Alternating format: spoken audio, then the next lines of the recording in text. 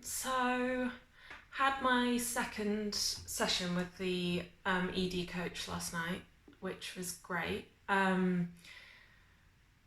This morning I woke up, got my laptop out straight away, and I was just looking for something to do, I think, to postpone starting the day.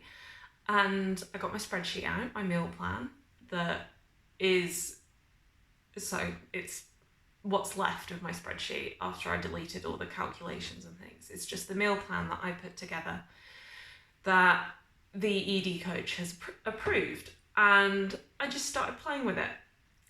And I had no intention of doing anything specific. But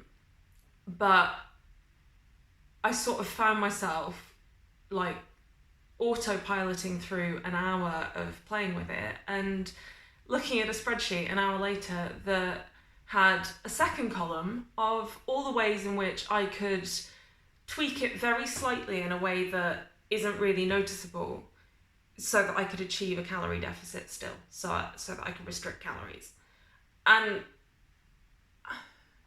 I don't know, I just, the conversation last night, so the ED coach started talking about the weight loss piece and kind of how I relate to my own weight, body weight, and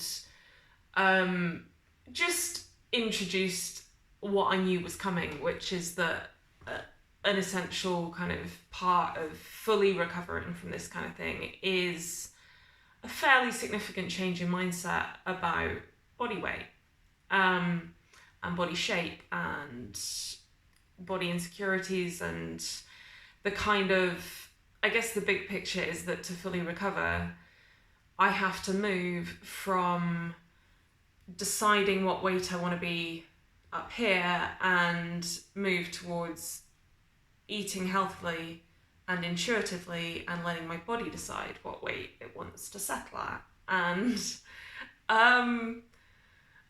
I'm kind of torn because I realised last night for the first time that all of this, like the videos, the way I'm approaching this is, it's like I've gone from, it's like I'm trying to be an A-star student at eating disorder recovery.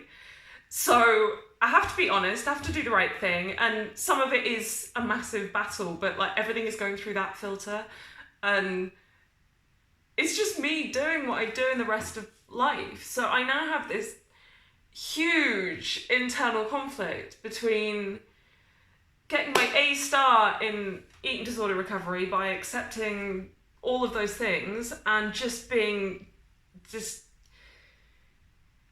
really struggling to accept any of them. Like, it's sort of intellectually, I can accept it in theory, emotionally not so much. And even if I do accept that I can't lose any more weight and I can't have a calorie deficit, and